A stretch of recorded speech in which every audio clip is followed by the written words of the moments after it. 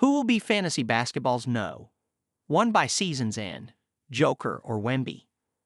A month into the NBA season, Denver Nuggets superstar Nikola Jokic is putting up numbers unlike any other in the history of the league.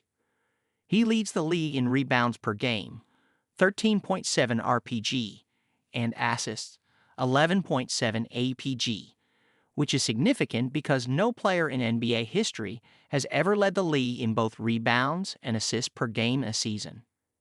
As a bonus, Jokic is also tied for third in the league with 29.7 PPG, not far out of first in scoring as well. Jokic's video game numbers and triple-double averages are almost too much to believe. But at the end of the season, will he still be the most productive player in the league?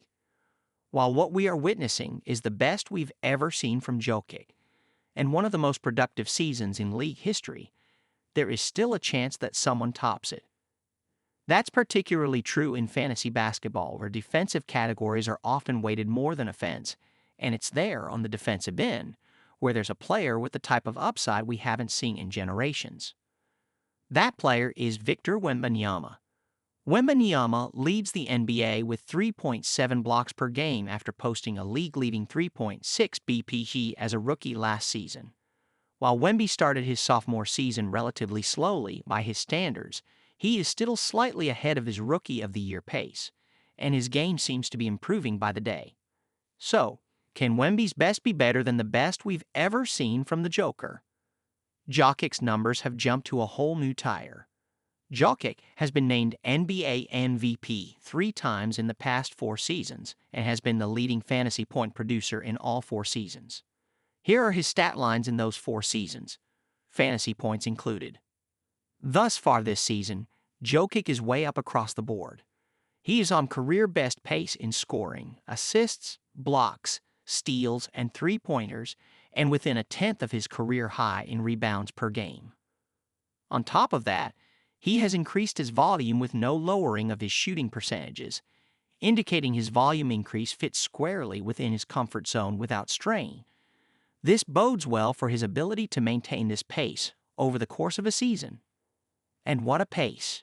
Jokic is not only producing more than 10 more fantasy points per game than his career-best pace from last season, but he's running a hopping 15.1 FP/G higher than second place this season, Giannis Antetokounmpo, 57.8 FP/G. Wembanyama is currently 5th in the NBA in fantasy points per game at 53.2 FP/G, almost 20 points behind Jokic. With Jokic having this large an advantage through the first month, how could Wemby even make this competitive? Wemby's potential this season. In his short NBA career, Wembanyama seems to be making a habit of starting slow before settling in and playing to his level. Through his first 14 NBA games last season as a rookie, Wembanyama produced very solid numbers. But he was just getting warmed up, settling into the NBA game. Once he was truly comfortable, Wembanyama took his game to the next level. Here's what he did during the next 45 games.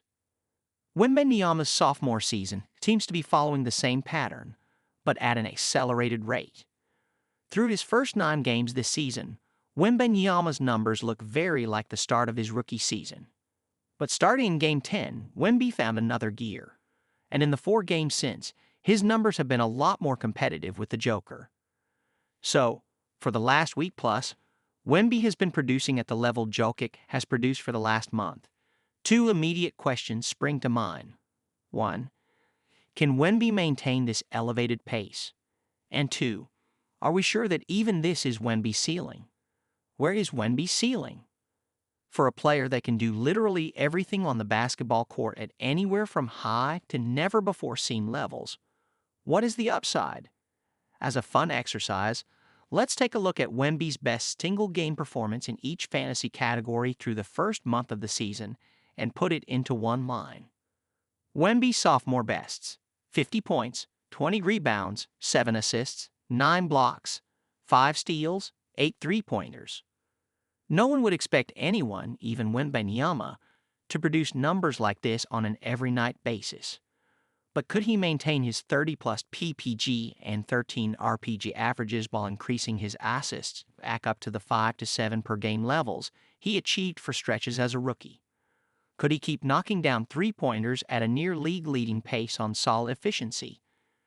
Could he up his blocks and steal closer to more like 5 BPG and 2 SPG, numbers that would have once been considered mythical or impossible in today's game? I believe the answers to those questions are yes. These are all achievable, potentially consistent upside goals for Wembanyama this season. And if he achieves them, even the 72 FP/G he's averaged during the last week plus could be conservative.